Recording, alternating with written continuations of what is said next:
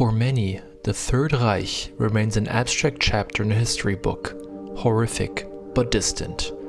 But if you grow up in Germany, and especially in Berlin, remembrance feels different, more immediate, and more part of everyday life. This is the way in which Germany chose to deal with its past in an open culture of remembrance. Is it time to draw a line?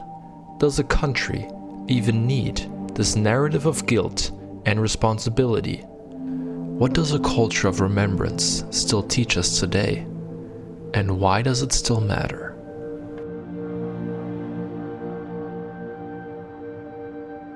Berlin is full of places where the past breaks through the surface.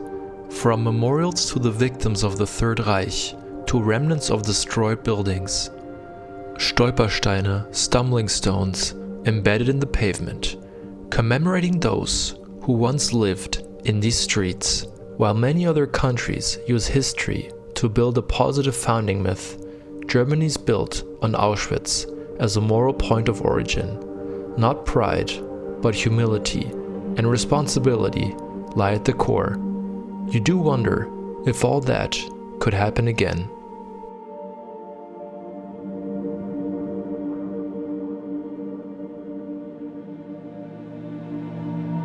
For decades, remembrance in Germany has relied heavily on personal stories.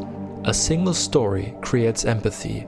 6 million remain in abstraction. Soon, this generation will be gone. But how will this shift change the way we remember? And will it make it harder for us to understand the role that ordinary people played in that period? שיר המעלות ממעמקים קראתיך אדוני אדוני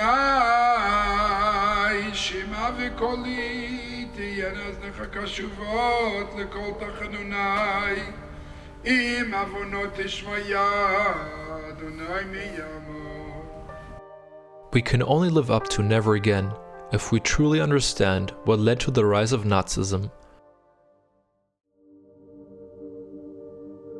Of course, we think that nowadays we are more modern and civilized, but the German people were not less civilized than we are now. And before and after the 12-year period from 1933 to 1945, not more criminal than other nations.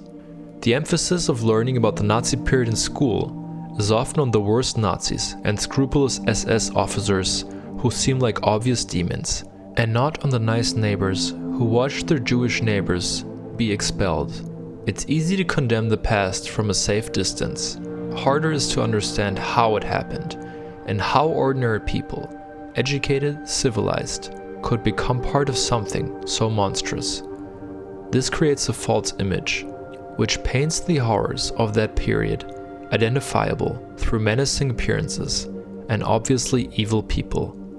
We must not forget that people from all walks of life took part. Hitler's success was largely based on the average citizen who didn't dare to speak out.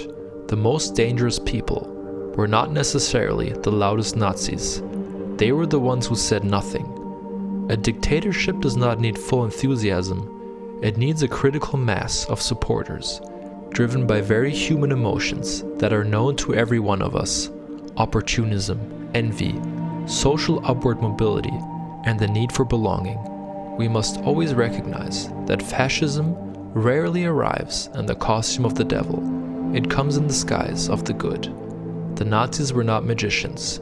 They didn't hypnotize an innocent population with dark superpowers. Those who are the most sure they would never fall for such an obvious evil are the ones most at risk. If never again is to mean anything, it cannot stop at memorials and school trips. Rituals alone do not protect anyone. It should be seen as an honest look at the fact that, in the Third Reich, most of us would not have been heroes of the resistance, but rather followers or silent bystanders.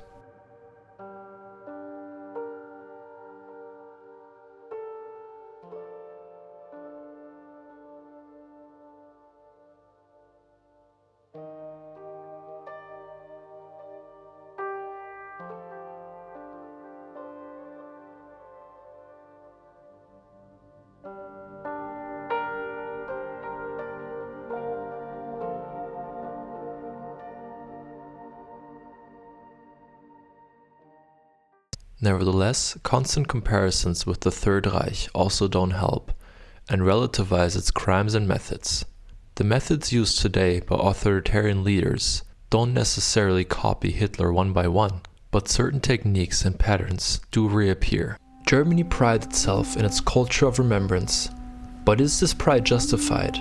What's the point in remembering the past if there are no lessons learned for the future?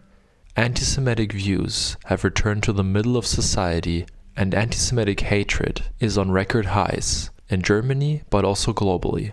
The overall knowledge of what happened during that time is declining. Furthermore, for the first time since the end of the war, a majority is in favor of drawing a line under Germany's past. None of this means we are living in 1933 again. The point is not to play Nazi comparison bingo, but to understand that all this is not that far away, and given the right space and time, could definitely happen again. The point is to develop a sensitivity to certain techniques that are also employed today. Language that hides reality, the quiet marginalization of minorities, the erosion of checks and balances, and politics that feed on fear and resentment. Democracy dies little by little when the citizens forget what they are protecting, and when the citizens lose their natural immune system. In that sense, the goal of remembrance is to understand that the worst crimes in history were made possible not only by fanatics, but by ordinary people like you and me.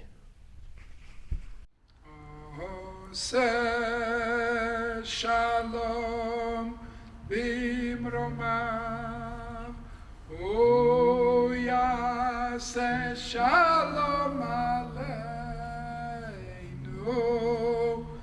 ve'al kol Yisrael, ve'yimru